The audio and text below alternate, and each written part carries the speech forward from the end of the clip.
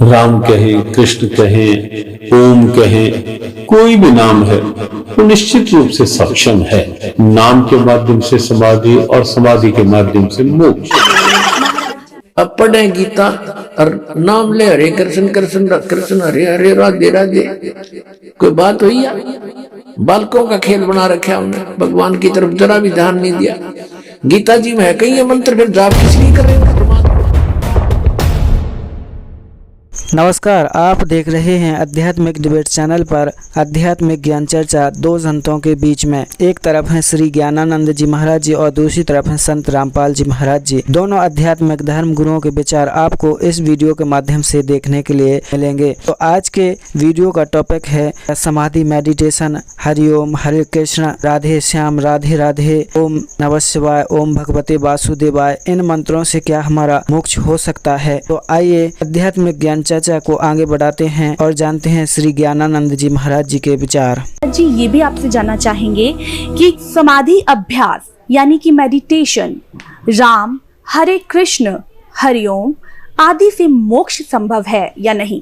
परमात्मा का कोई भी नाम है, राम कहें, कृष्ण कहें, ओम कहें, कोई भी नाम है वो निश्चित रूप से सक्षम है। नाम के माध्यम से समाधि और समाधि के माध्यम से मोक्ष। अभी आपने सुने श्री ज्ञानानंद जी महाराज जी के विचार। तो आपने देखा कि ज्ञानानंद जी महाराज जी कह रहे हैं कि परमात्मा का कोई भी नाम ले लो, उससे आपका मोक्ष हो जाएगा। चाहे आप राम कहें, ओम कहें या कृष्ण, इनमें से किसी भी मंत्र का जाप करने से आपको निश्चित ही मोक्ष प्राप्त हो जाएगा। तो आइए अब देखते हैं संत रामपाल जी महाराज जी के विचार। गीता जी के 16वें अध्याय के 23वें श्लोक में लिखा है कि शास्त्र विधि को त्याग कर जो मनमाना आचरण करते हैं उनकी न तो गति होती है, न कोई सुख प्राप्त होता है, न उनकी कोई सिद्धि प्राप्त होती है। यूजलेस। गीता जी अध्याय नंबर 16 के श्लोक 24 में तुरंत कहा है कि इससे तेरे लिए अर्जुन कर्तव्य और अकर्तव्य की व्यवस्था में सदग्रंथ ही प्रमाण है, नथिंग एल्स। किसी की दंत कथा पर मत विश्वास करना, जो अपने सदग्रंथों में लिखा है उसी में वे ऑफ वर्शिप सही है, फाइनल है।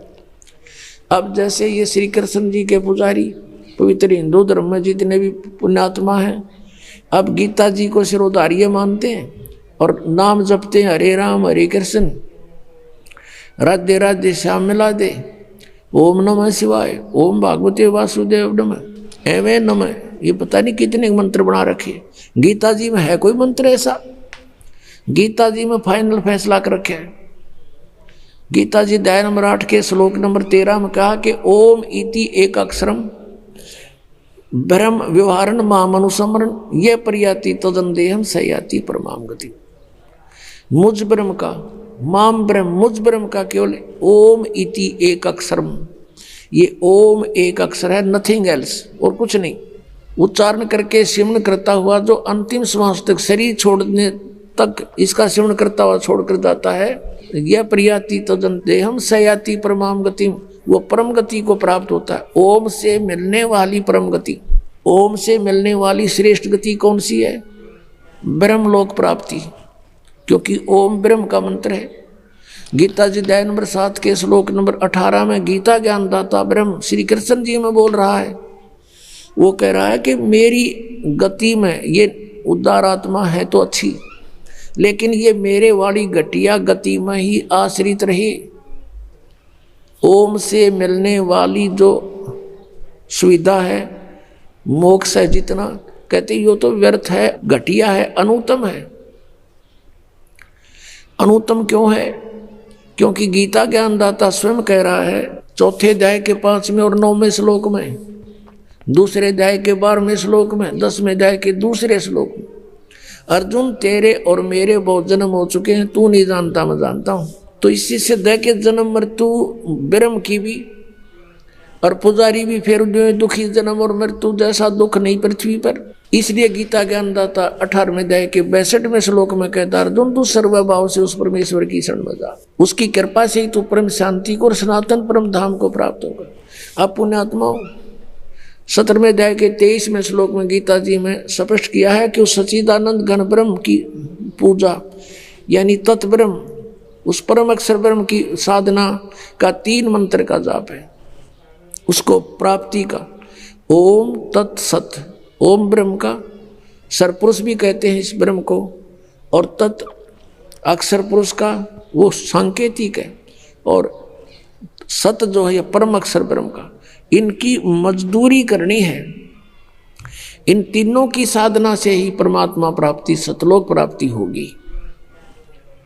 ओम और तत् सांकेतिक है, ये दोनों मिलकर 2 अक्षर का सतनाम बनता है।